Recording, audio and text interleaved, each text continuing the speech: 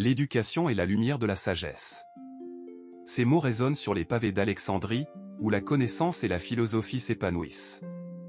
Au cœur de cette vénérable cité, une femme émerge, défiant les normes d'une société patriarcale. Hypatie d'Alexandrie, philosophe, mathématicienne, astronome, incarne une sagesse rare dans un monde en déclin, partagé entre l'érudition et l'obscurantisme grandissant. En ce début du 5e siècle de notre ère, le monde méditerranéen fait face à des changements tumultueux.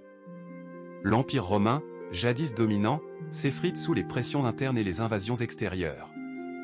Alexandrie, phare de culture et de savoir, abrite la célèbre bibliothèque, un trésor de connaissances. Les philosophies anciennes cohabitent avec les croyances religieuses émergentes et les tensions s'accumulent. Dans ce contexte, l'esprit d'Hypatie se distingue, illuminant les esprits de ses contemporains, tout en affrontant un monde qui en vient à mépriser son intellect. Né vers 370, Hypatie est l'enfant d'un mathématicien renommé, Théon d'Alexandrie. Dès sa jeunesse, elle est exposée au savoir des ancêtres, qui façonnent son esprit brillant. Sa formation dans les domaines de la philosophie et des sciences l'élève au-delà des attentes de son sexe et de son époque. Hypatie transcende le rôle traditionnel féminin, devenant la première femme à enseigner à Alexandrie, attirant des disciples de toute la Méditerranée. Sa recherche incessante de la vérité, sa capacité à questionner les dogmes établis, défie non seulement les conventions de son temps, mais également les forces obscurantistes qui menacent la liberté de penser. Hypatie incarne la lumière de la sagesse, mais elle se trouve également en première ligne d'un conflit grandissant entre le savoir et l'obscurantisme. Alors que son enseignement attire de plus en plus d'élèves, elle soulève les esprits face aux tensions religieuses croissantes. À mesure que les chrétiens gagnent en influence à Alexandrie, les idées d'Hypatie deviennent des cibles. Elle continue de défendre la rationalité, l'observation et la logique, mais une ombre grandissante se profile au-dessus de son intellect flamboyant. Son engagement en faveur de la connaissance la place dans une position périlleuse, mais elle reste inébranlable, résolue à poursuivre son chemin. La lumière de la pensée, telle est sa véritable vocation. Dans ce contexte troublé, Hypatie s'affirme non seulement comme une intellectuelle brillante, mais aussi comme une figure emblématique de la lutte pour l'éducation et la liberté de penser. En tant que directrice de l'école néoplatonicienne d'Alexandrie, elle attire des étudiants de toutes les couches sociales, fascinés par ses leçons sur la philosophie, les mathématiques et l'astronomie.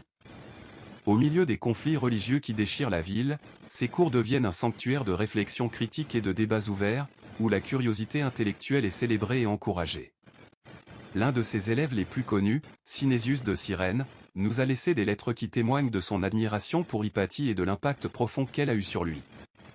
Dans ses correspondances, il évoque non seulement sa sagesse, mais aussi sa capacité à inspirer la pensée autonome. Elle nous a appris à douter, à questionner et à explorer les profondeurs du savoir, écrit-il, rendant hommage à l'héritage intellectuel qu'elle façonnait avec tant de passion. Cependant, la lumière de la connaissance qu'Hypatie diffusait ne plaisait pas à tous.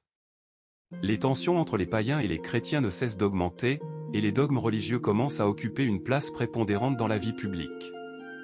Dans ce climat de suspicion, Hypatie devient une cible de détracteurs qui voient en elle un symbole des valeurs païennes et de l'intellectualisme excessif.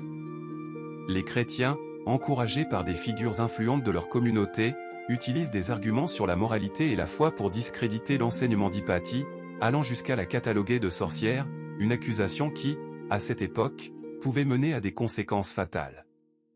Alors qu'elle s'emploie à défendre ses idées, elle reçoit parfois le soutien de certains membres de la communauté chrétienne plus libéraux, qui reconnaissent l'importance de la pensée critique et des découvertes scientifiques. Cela souligne la complexité du cadre social d'Alexandrie, où les alliances et les affrontements entre les différentes factions créent un tableau dynamique et souvent dangereux. Hypatie, avec son esprit indomptable, continue de se battre pour ses idéaux. Elle défend l'idée que la connaissance ne doit pas être contrecarrée par la peur ou l'intolérance, mais plutôt célébrée comme un droit inaliénable de l'humanité. Ses travaux mathématiques sont tout aussi remarquables. Elle a écrit plusieurs traités sur des sujets tels que l'astronomie et l'algèbre, notamment un commentaire sur le célèbre Almageste de Ptolémée. Hypatie a réintroduit et clarifié des concepts mathématiques avec une rigueur impressionnante et une approche didactique qui a permis à ses étudiants de mieux comprendre des idées complexes.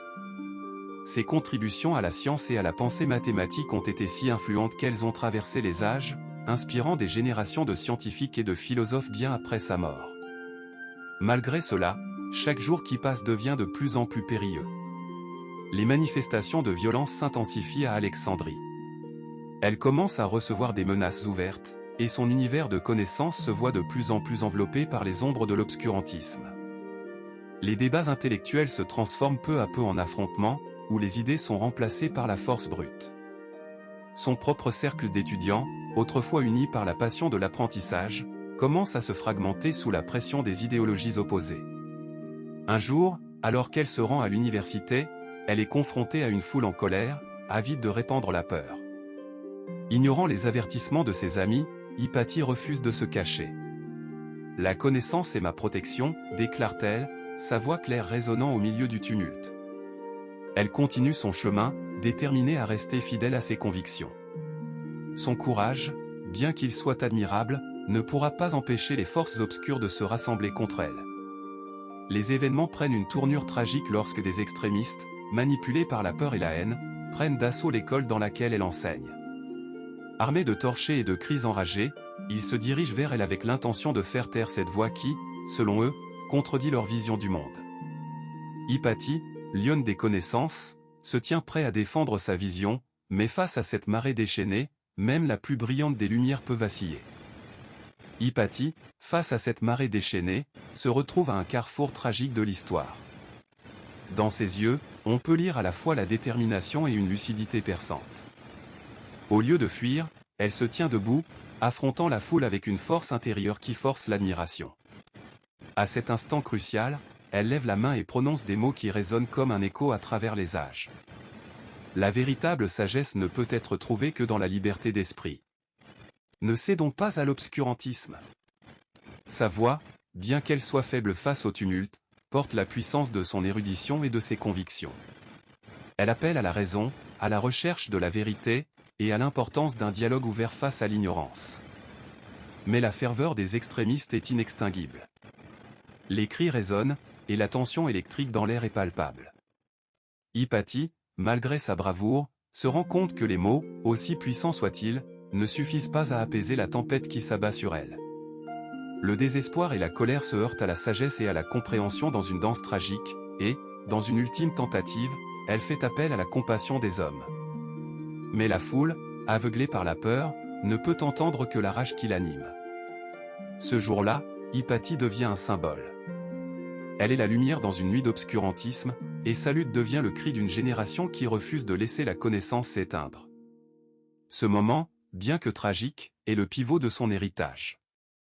Réfléchissons à l'impact considérable de l'héritage d'Hypatie d'Alexandrie.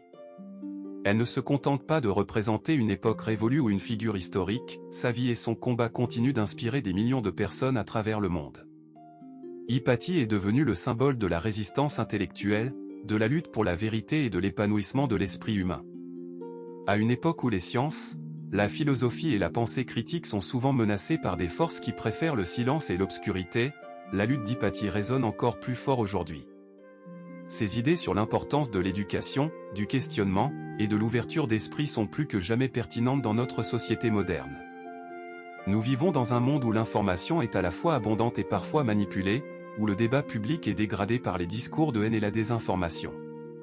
Dans ce contexte, chaque voix qui s'élève pour défendre la vérité, la science, et la liberté intellectuelle honore la mémoire d'Hypatie. Son appel à la connaissance perpétue un héritage qui transcende les siècles. Ceux qui, comme elle, choisissent de défendre la raison face à l'ignorance, deviennent des acteurs du changement, des phares dans les tempêtes d'obscurantisme qui menacent de nous engloutir. Nous devons nous interroger sur notre propre engagement envers la connaissance dans nos vies quotidiennes. S'inspirant de l'héritage d'Hypatie, c'est à nous de continuer à éclairer les ombres de la désinformation et de l'intolérance. Que pouvons-nous faire pour préserver la liberté intellectuelle? Comment pouvons-nous cultiver un esprit critique en nous-mêmes et chez les autres? La pensée critique commence par le questionnement, par l'ouverture à de nouvelles idées, et par le refus de s'enfermer dans l'ignorance. L'histoire d'Hypatie nous pousse à agir, à défendre non seulement notre droit à la connaissance, mais aussi à encourager les autres à faire de même. Dans nos interactions quotidiennes, nous pouvons tous devenir des défenseurs de la vérité, des promoteurs de la science et de la sagesse, comme elle l'était. La voix d'Hypatie continue d'éclairer nos chemins, et nous appelons à poursuivre cette quête ardente de la connaissance, car c'est là, dans la lumière de l'intellect, que se trouve notre véritable puissance.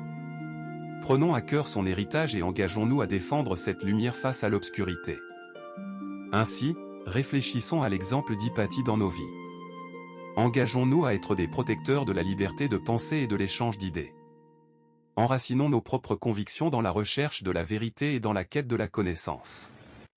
Ne laissons jamais les ombres de l'obscurantisme obscurcir notre vision, et que la lumière d'Hypatie continue à briller, nous inspirant à rêver, à questionner, et à lutter pour un monde où la connaissance règne en maître.